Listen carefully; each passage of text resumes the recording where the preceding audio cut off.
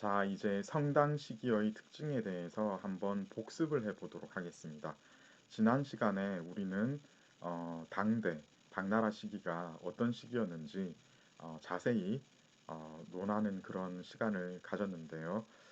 그 중에서 초당, 성당, 중당, 만당 이렇게 당나라를 총 네 가지 시기로 나누는 게 일반적이라고 말씀을 드렸고, 초당을 지난 시간에 집중적으로 공부를 했습니다.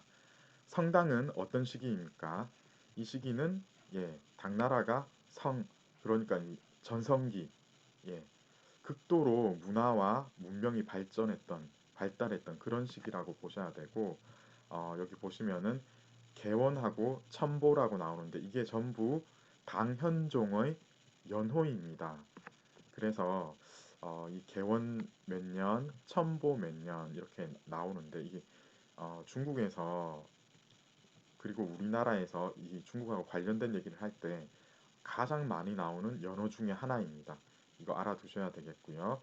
자, 그런데 개원하고 첨보는 이 같이 당현종의 시기였는데 이게 완전히 다릅니다. 어떻게 다른가 하면은 개원년간은 당 제국의 전성기였고 안정과 번영의 시기였습니다. 균전제와 조용조가 제대로 돌았기 때문이죠. 말씀을 드렸었죠. 그리고 주변 이민족들도 이렇게 당나라가 강하다 보니까 알아서 이렇게 무릎 꿇고 들어왔습니다. 조공을 하러 장안에 거의 매일 오다시피 했거든요. 이민족들이. 그래서 이제 장안이 국제도시로 변모하는 이런 계기가 마련되기도 합니다. 개원연간은 어떻다고요? 예, 어, 당나라의 최전성기 이렇게 보시면 되겠고요. 그 반면에 첨보연간에는 문제가 있었습니다. 어떤 문제가 있었냐면은 현종이 원래 이제 자기하고 사이가 좋았던 정비가 있었는데 그 사람이 죽게 됩니다. 그러다 보니까 이 사람이 어, 이렇게 이제 자기가 인생에 있어서 모든 것을 다 이루었다고 생각을 했는데 뭐 갈비뼈가 하나 빠져나간 것 같은 그런 느낌이 들었나 봐요. 그래서 그 인생의 헛헛함을 도저히 달랠 길이 없었는데 고력사라는 황관이 현종의 여러 아들 중에 한 명의 부인이었던 양귀비를 소개를 합니다. 그죠? 그래가지고 이제 현종이 양귀비에 빠져가지고 정사는 돌보지 않고 고력사 및 이인보, 양국충은 이제 양귀비의 사촌 오빠 혹은 이제 육촌 오빠라고 하는데 그 친척입니다. 그 세력들한테 정사는 넘겨두고 사치스러운 생활에 빠지게 됩니다. 그리고 이 광대한 이 제국을 이러면서도 이제 이 광대한 제국을 유지하기 위해서 백성들한테는 과중한 세금을 부과하는데 이 현종은 이 결과에 이게 이제 나중에 어떤 결과로 돌아올지에 대해서 전혀 생각을 못하고 양귀비하고 이 노름에만 재밌게 노는 이런 행각에만 빠져 있게 되는 거죠.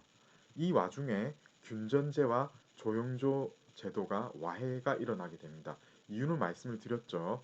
왜냐하면 균전제라는 게 조영조가 유지되려면은 균전제가 바탕이 되어야 되는데 균전제가 유지되려면 토지가 계속 있어야 됩니다. 그죠? 그런데 토지 사유제가 허용이 되면서 특히 이제 북쪽을 중심으로 광대한 대토지를 소유하는 그런 지주가 등장하게 됩니다. 국가에서 이것을 제대로 컨트롤을 해줬어야 되는데 그렇게 조종하는 사람이 지금 무슨 일을 하고 있습니까? 양귀비하고 계속 예 사치스러운 생활에 빠져가지고 이런 데는 아랑곳이 없었습니다. 따라서 예 어쩔 수 없습니다. 이 지금 백성들이 어, 제대로 정착하지 못하고 떠돌기 시작하는 이런 현상이 너무 빈번하게 일어나게 됩니다. 그리고 이렇게 중앙에서 이 지방에 대한 어떤 영향력이 약화되기 약화되었기 때문에 지방 군벌이 절도사죠. 안록산 사서명 다 절도사였습니다. 지방 군벌들, 지방에 배치되어 있던 장수들이 자기가 이제 왕해먹 왕을 해 먹겠다고 나서기 시작합니다. 득세를 해가지고 지방에서 중앙과 대치를 하기 시작했고, 그 와중에 어, 황관과 권신들, 어, 이인보 양국충 같은 이 권신들이 횡포를 부리기 시작을 했고, 마침내 이것은 안사의 난으로 기결되게 됩니다. 755년에 일어났습니다. 이게 이제 성당의 전체적인 이제 역사의 흐름이라고 보시면 되겠고요. 자, 그리고 이 성당 문화는 일반인의 입장에서는 처음에는 풍요하고 호사스러운 생활을 할 수 있는 그런 기반이 마련이 되었습니다. 당연히 문인들의 입장에서도 풍성한 작품 활동을 할 수가 있었는데요. 성당 문학의 특징을 여러분들이 보시면은 그 시의 형식으로 봤을 때는 남북조와 수초당을 거치면서 고도로 발전된 아름다운 수사와 정제된 경률의 시를 그대로 계승했습니다. 초에 특히 이제 초당에서 시의 형식적인 어떤 완성을 이루게 되죠. 그런데 성당으로 오게 되면은 이 근채시가 내용적으로도 완성 단계에 이르게 됩니다. 풍족한 생활과 안락한 삶에서 우러나온 감성을 바탕으로 다양한 내용의 시창작이 이루어지게 되어 있습니다. 자, 이렇게 초당에서 성당으로 넘어가는 이 시기에 대해서 조금 말씀을 나눠야 되겠는데요. 상관완화라는 인물입니다. 여러분, 이 인물에 대해서 제가 교과서에 안 나오는 인물이라서 시험에 제시하지는 않겠지만은 실제로 요새 교과서들은 상관 완화를 중요하게 취급을 합니다. 우리 교과서는 약간 좀 옛날 느낌이 나요. 왜 그런가 하면은 어, 남성에 대해서 남성 위주로 다뤘고, 이렇게 이제 여성 시인들에 대해서는 제대로 된 평가를 좀 안 내린 게 아닌가 이런 느낌이 듭니다.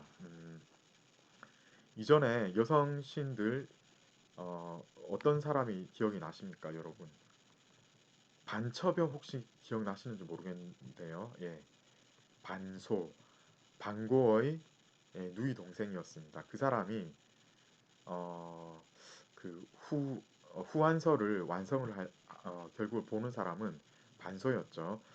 그 사람이 문학적으로도 이제 굉장히 뛰어난 활동을 했는데 우리 책에서는 그렇게 중요하게 취급을 하지 않은 것 같습니다. 자, 그 사람에 이어가지고 이제 어, 반시 집안에 한 명 더 있었고요. 자, 그런데 이제 당대 들어오면은 이 사람을 꼭 얘기를 해야 됩니다. 상관 완화라는 사람은 상관의의 손녀였습니다. 당대 최고의 여성 문인이라고 보시면 되는데요. 측전무가 자기가 이제 정권을 잡으려고 뭐 여러 사람들을 몰살을 시키는데 그 중에 이제 상관이 가족도 포함이 됩니다. 이 상관 완화는 이 상관이 집안이었기 때문에 거의 가족이 몰살하다시피 합니다. 어머니하고 상관 완화, 외척들은 조금 살아남았고요. 그래서 어머니하고 상관 완화가 궁에 노예 비슷하게 이제 살아남아서는 그런 생활을 하게 되는데, 측천무가 상관 완화가 굉장히 뛰어난 인물이다.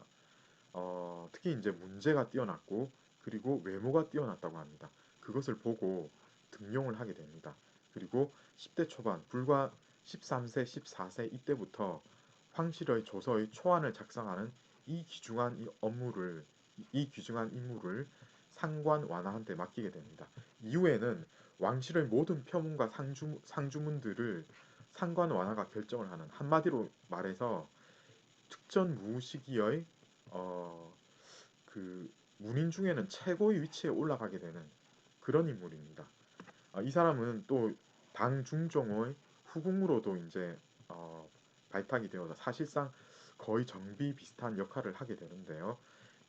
특전무를 제거하기 위해서 이윤기가 나서는데 이 사람이 이제 나중에 이제 당현종이 되는 거죠. 이윤기가 태평공주하고 같이 편을 먹고 정변을 일으키게 됩니다. 상관 완화 같은 경우에는 이 태평공주하고 이제 같은 편이었기 때문에 사실상 이윤기 편이기도 했습니다.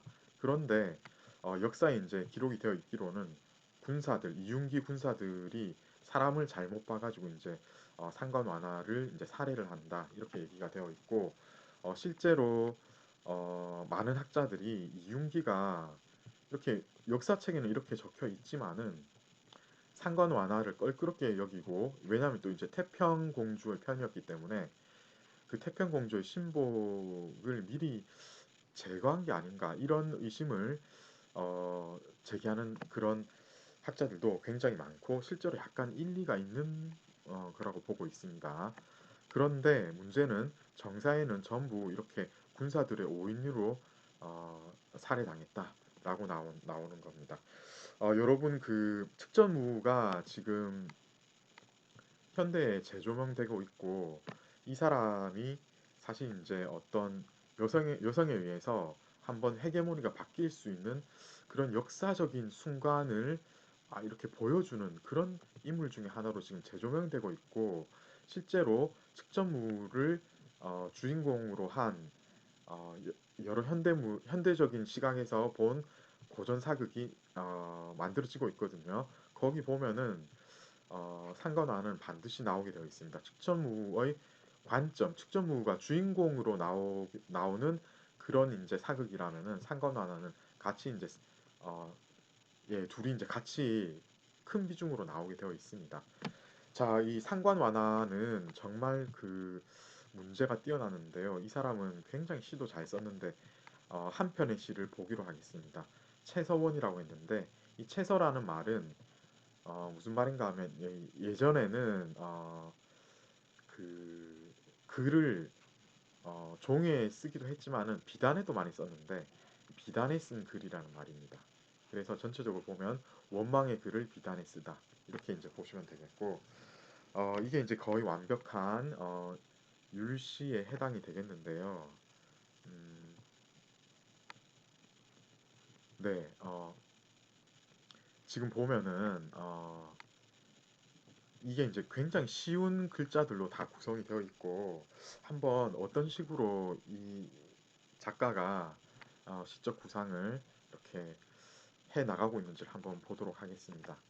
보면 나뭇잎이 예, 이 이제 깊숙하다 이런 느낌이에요. 그래서 깊은 궁궐에 떨어지기 시작하는 그런 계절이 막 왔다. 예, 이런 얘기를 하고 있고요. 이 초가 이제 그런 말입니다. 막 왔다는 그런 계절을 초입에 들었다 이런 말이고요.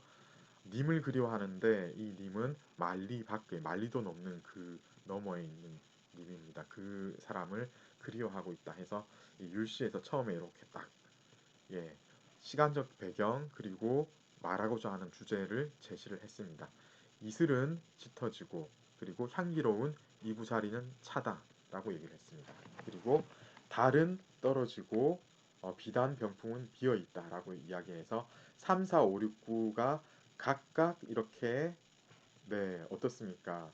대꾸를 이뤘죠. 율시에서는 반드시 이게 나타나야 되는데 벌써 이거는 율시를 이루었습니다. 자 그리고 5, 6, 9 봅니다. 뭐뭐 하려고 합니다. 뭐를 하려고 하냐면은 어, 연주하려고 하다. 강낭곡을 연주하려고 합니다. 그런데 실제로 나타난 행동은 무엇입니까? 어, 이걸 봉해가지고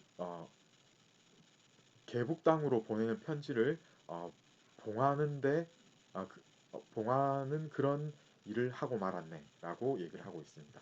그래서 이것도 딱딱 대꾸를 이루고 있죠. 그래서 실제로는 이런 일을 하려고 했는데 아, 마음속으로는 이런 일을 하려고 했는데 실제 일어난 일은 이쪽으로 더 마음이 끌려가지고 이런 일을 하게 될 수밖에 없는 왜냐하면 당신에 대한 그리움이 너무 사무쳤다. 예, 그런 말이죠. 처음에는 이 행위를 하려고 하다가 그런데 마음이 실제로는 이쪽으로 동해버렸다라고 얘기를 하고 있는 거고요. 그 편지에서는 어떤 말을 하냐면은 편지 속에서는 별다른 뜻은 없습니다라고 얘기를 했고요. 단지 원망하는 마음을 담았는데 오랫동안 서로 거처가 달리 떨어져 있는 그래서 이제 발생하는 이 원망스러운 마음 이것만을 담았습니다. 라고 얘기를 했습니다. 그래서 이게 이제 제대로 된 결론이 이렇게 잘 나왔습니다. 그래서 전체적으로 여러분 이거는 한번 여러분들이 이 문자를 찾아보시면서 이 어떤 운을 썼다. 평측은 또 어떠했는가 한번 보셔야 되겠습니다. 이게 지금 초당에서 성당 넘어가는 시거든요. 일단 율시의 규격은 거의 완벽하게 갖춘 걸로 보여집니다. 그런데 여러분들이 평축을 보시면서 그리고 아분을 보시면서 여러분들이 한번 판단을 해 주셔야 되겠어요. 자, 여기까지 해서 예, 상감 완화가 중요한 인물이었다. 예, 이런 이야기를 하고 넘어가야 되겠습니다. 실제로 지금 중국 대륙은 물론이고 서구에서도 할아버지인 상관이보다는 오히려 상관 완화에 대해서 더 중요하게 취급을 하고 있습니다. 네, 이제 초당에서 성당으로 넘어가는 부분을 좀 보셔야 되겠는데요.